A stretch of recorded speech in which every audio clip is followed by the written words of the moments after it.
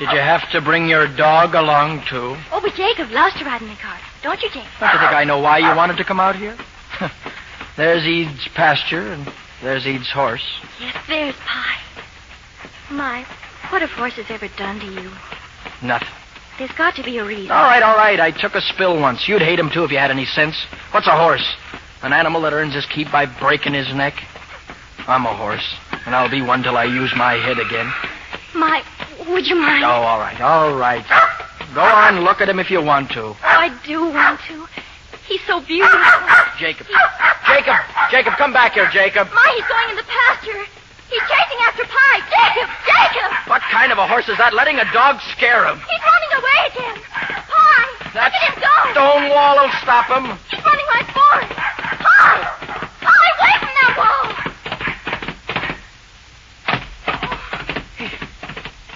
He didn't do it. I don't believe it. He didn't. Didn't do what? That wall. He jumped that wall. Give me that cord. What cord? From that meat parcel. Hurry up. I've got to measure something. I don't know why you want to measure Mr. Ede's wall, my. I'll tell you why. Do you know what that crazy horse did? When he jumped over that wall, he leaped Beecher's Brook. He did? Yes. But he's gone, my. We've got to find him. He's Ede's horse. Let Ede find him. My, what's Beecher's Brook? Did you ever hear of a race course called Aintree? Aintree?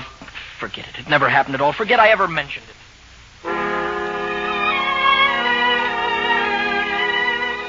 Mr. Ede found his crazy horse, and being a man of wisdom, he set about getting rid of him. Next morning, in the window of the butcher shop was hung a big sign. They're raffling him, Mother. Mr. Ede's horse, the Pie, they're raffling him. When is the raffle, Mr. Brown? Saturday next, in the shop. In the shop? Well, Mr. Ede asked for it as a special favor. Well, you shouldn't have left me here along with him so lone. Father, is it really true? Could Mr. Ede's horse be won for $1 shilling? Well, if you won, you'd lose. What good is the brute? Oh, do take us some tickets, won't you? Didn't you hear what I just said? You won't have to buy raffle tickets, Mr. Brown. I'll get them. Huh? What's that? Here. 4 shillings. One for each of the girls, and here, one for Donald. Boy, are you challenging my authority in this family? No, sir. I'm buying raffle tickets, that's all. You'll have to choose your own numbers, girls. Oh, my, you're wonderful. 62. 62. I'll take 62. We'll get the tickets after lunch and pin them in the Bible.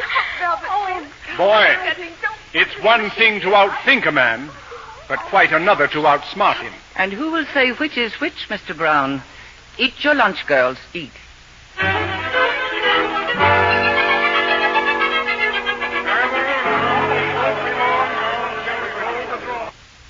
Well, hello, Velvet. Hello, Mr. Hallam. Nice of your father to help Mr. Ede with the raffle. I hear you've been saying you're going to win. Oh, of course I'm to win. And what's the lucky number? 62. Number 62. There's ways of arranging it, and your father's a clever man, eh? Oh, I didn't bother him, Mr. Hallam. I just arranged it with God. We're all gathered. I'll ask my friend Mr. Brown to reach in the fish bowl and determine who's to take home that handsome gelding for the price of $1 shilling. Look out the winning number doesn't stick to Mr. Brown's fingers.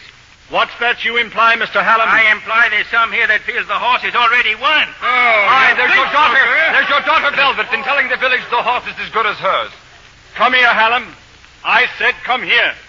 Well, Put your hand in the box and pick the number yourself. I refuse, and you can't make me. I can break your head. Look lively, Mr. Hallam. Pick a number. Oh, all right, I will. Now draw it out. Come on, what is it? What is it? The winning number is 113. Mr. Brown! Mr. Brown! It's Velvet. What's that? What's the matter with her? Oh, fainted. She has, Mr. Brown. Fainted right away.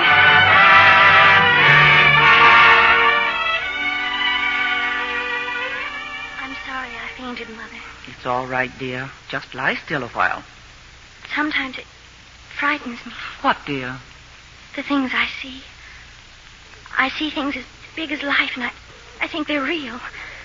Like right now, What do you see now? out of the window. The whole village coming here.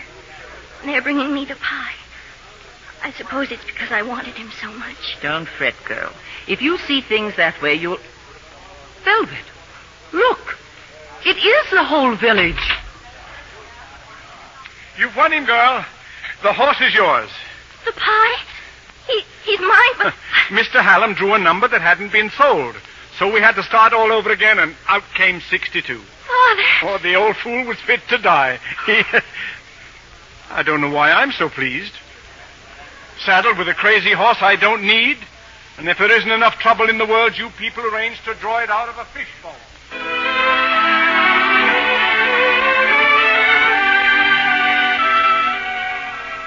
My, come in here. You're supposed to be resting, though. My, what's Beecher's Brook that Pie leaped over?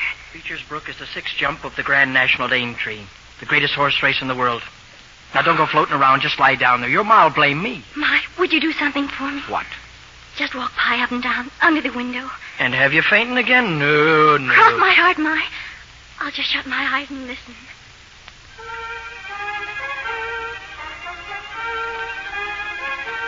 Hup! Hup! Boy, come on, Pie. Now she's listening to you. Hup there. Hup!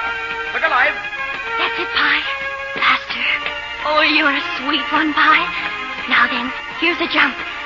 Easy there. Oh, well done, Pie. Come on now. Faster. Faster.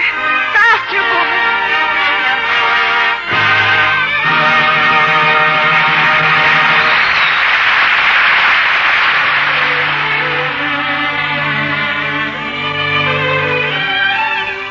Winning a horse in a raffle is one thing.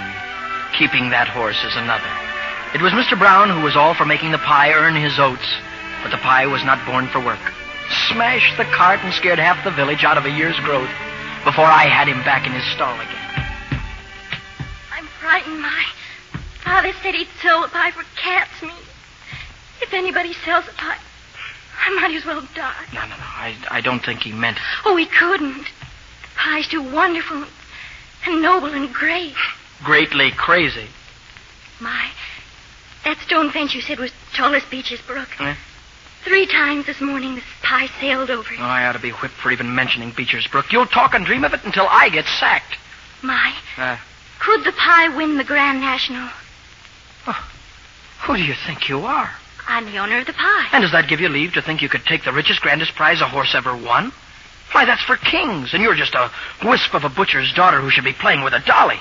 The pie's a king. A king without money or a jockey or a trainer? And your pa wanting to chop him up for cat's meat. But if we had the money and you were the trainer, would you know where to find the jockey? Look at you. It's like your ma says, all lighted up. There's something terrible you've done, Velvet. I feel it. Answer me, my. Without all the other ifs, yes, I could get a jockey. Would it be Weatherby's in London where the horses are entered for the Grand National? Would this be the kind of letter to send to Weatherby's? Give me that letter. Hey, you're not sending it, Velvet. But I did, last week. And they've answered me. You'll have to help me fill in the entry blank. Did they also tell you you'd need £100 to enter? Oh, we'll come to that later. Velvet, do you know what you're bringing on yourself with this craziness? To get him fit. You'll be riding over fences and ditches and high stone walls till you're weary and worn to a shadow. And for what? Tell me that. For what? It's his chance to be great. It's for the glory of it for him. It's your chance, too, my. My chance will come when your pa sends me packing. Now leave me alone.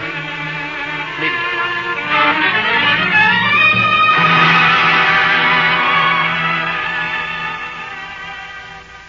The Grand National. My, did you put Velvet up to this? It's me that said it was folly, ma'am. £100 standard jockey fees. Money for a horse van. And all folly for nothing. The horse is not good enough? It's a score of things. 30 jumps, ma'am. The hardest course in the world. Training him month on month. It'd be folly for nothing. Tell me, my, what's wrong with folly? Well, Velvet, come with me. There's an old scrapbook in the trunk in the attic. I think it's time to look at it. Your scrapbook, Mother. Pictures of you swimming. Velvet, my spoke of a jockey fee. Doesn't he ride? Did.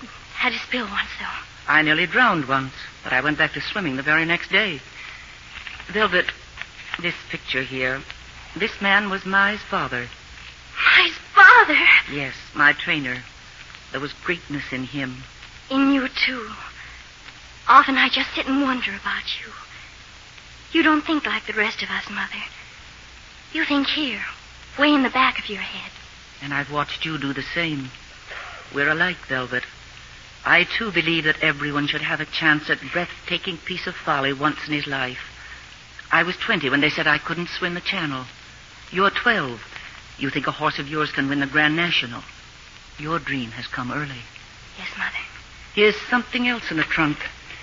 A bag filled with gold sovereigns. Mother, your prize money for swimming the Channel. And there's a little more somewhere, paper money. But this will be for your entry fee.